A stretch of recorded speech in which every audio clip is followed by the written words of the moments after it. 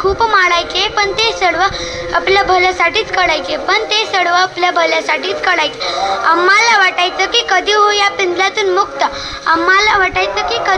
पिंजऱ्यातून मुक्त, पण आगाऊपणा केल्यावर इथे नियम लागू होते सक्त.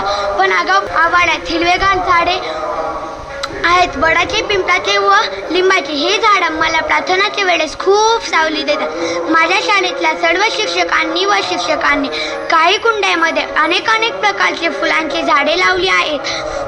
माझ्या शाळेत एक छोटेसे वाचनालय आहे, तिथे ज्ञानवर्धक पुस्तके, कथासागर व मासिके आहे. माझ्या शाळेतली एक सिद्धी नावाची मुलगी, ती आम्हाला परिपाठाला पुस्तक देते आणि दुसरा परिपाठ आला की ते पुस्तक घेऊन आम्हाला नवीन पुस्तक वाचण्यासाठी देते.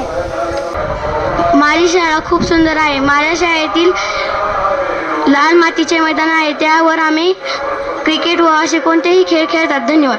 मी शिकते. माझ्या शाळेचे नाव जिल्हा परिषद प्राथमिक शाळा इंदपाडी आहे. मी शाळा या विषयावर 2 शब्द बोलणार आहे. माझी शाळा ही सिद्धिलमी व्यासपीठावर विविध खेळ होतात. माझ्या शाळेमध्ये सर्व सोयी सुविधा आहेत. माझी शाळा खूप सुंदर आहे. वर्गातील अभिजितला व्यासपीठावर आमंत्रित करते. खेळ व विविध उपक्रमे घेतले जातात, त्यामुळे आमचा सर्वांगीण विकास होतो. मला माझी शाळा खूप आवडते. धन्यवाद. सर्वांना माझा नमस्कार. माझे नाव प्रीतम आहे. मी आजच्या या बालसभेत अध्यक्ष या नात्याने मी तुम्हा सर्वांना एवढेच सांगेन की या नवीन शैक्षणिक वर्षाची सुरुवात आपण नव्या उत्साहाने करूया. आज या बालसभेत ज्या विद्यार्थ्यांनी माझी शाळा या विषयावर आपले सुंदर विचार मांडले, त्या सर्वांचे मी अध्यक्ष या नात्याने कौतुक करते.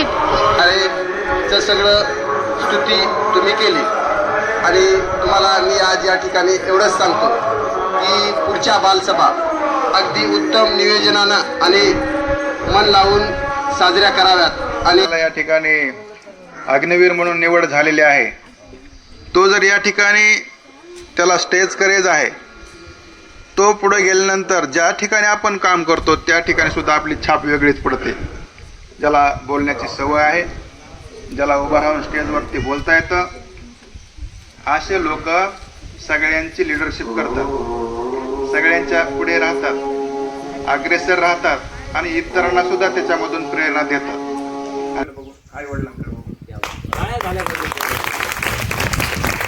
आपण काहीतरी व्हावं हे स्वप्न आई वडिलांचं सुद्धा असतं आणि देश सेवेसाठी ऋषिकेशची निवड झालेली आहे आणि अत्यंत अभिमानानं कोणाला तरी पाहून वगैरे असं वाटलं की आपणही आर्मीमध्ये जावं.